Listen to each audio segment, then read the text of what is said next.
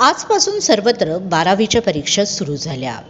या परीक्षा पारदर्शकपणे सुरळीत पार पडाव्यात यासाठी सांगली जिल्हा परिषदेचा अनोखा कार्यक्रम।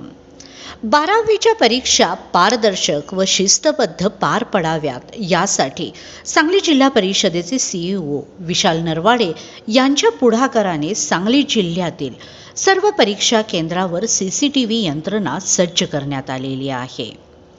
परीक्षा दरम्यान होणारे कॉफीसारखे गैरप्रकार टाळण्यासाठी तसेच वर्षभर ज्या विद्यार्थ्यांनी कष्टाने अभ्यास केलेला आहे त्यांच्याबाबत त्या विद्यार्थ्यांना न्याय मिळावा यासाठी जिल्हा परिषदेचे सीईओ विशाल नरवाडे यांनी आदर्श व अनोखा उपक्रम सांगली जिल्ह्यामध्ये राबवलेला आहे। या राबवलेल्या उपक्रमामुळे परीक्षा केंद्रावर सर्वांना नियंत्रण ठेवणे सोपे जाणार आहे। केंद्रावरील पर्यवेक्षक व विद्यार्थी हेही पेपर लिहिताना आणि सुपरवायझर करताना ते जबाबदारीने वागताना दिसून येत आहेत। जिल्हा परिषदेकडून या राबवल्या जाणाऱ्या उपक्रमाचे सर्वत्र कौतुक होत आहे। तसेच जिल्हा परिषदेचे सीईओ विशाल नरवाडे यांचेही सर्व स्तरातून कौतुक होताना दिसून येत आहे।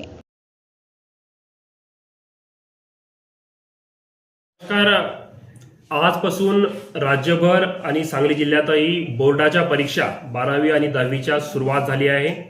आज पहिला दिवस इंग्रजीचा पेपर होता। सांगली जिल्ह्यामध्ये 52 परीक्षा केंद्रावर 1307 वर्गखोल्यामध्ये 32,504 विद्यार्थी या परीक्षेत बसलेले आहेत। दरवर्षीप्रमाणे कॉपीमुक्त अभियान आपण यावर्षी एक अनोख्या नाविन्यपूर्ण प्रकारे राबवत आहोत।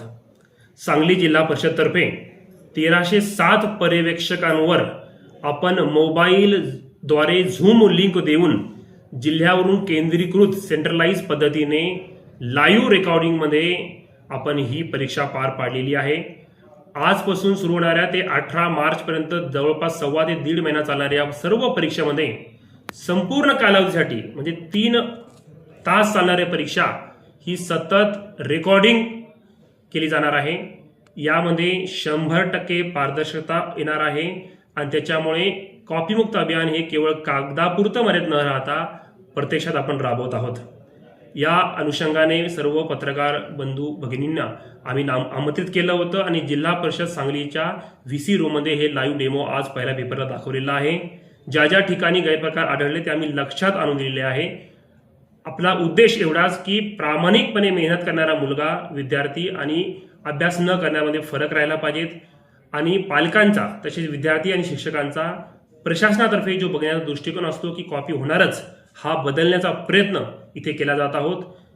मागच्या 2021-22 मध्ये शिराळा मी असताना सर्वप्रथम मी हा उपक्रम राबवला होता आणि मला अभिमान आहे सांगताना की यावर्षी लेखी लेखी गाईडलाईन्स आपल्याला राज्य शासनातर्फे मिळालेल्या आहेत आणि सांगली जिल्हा हा एकमेव जिल्हा असा नाविन्यपूर्ण उपक्रम राबवणारा राज्यामध्ये आहे।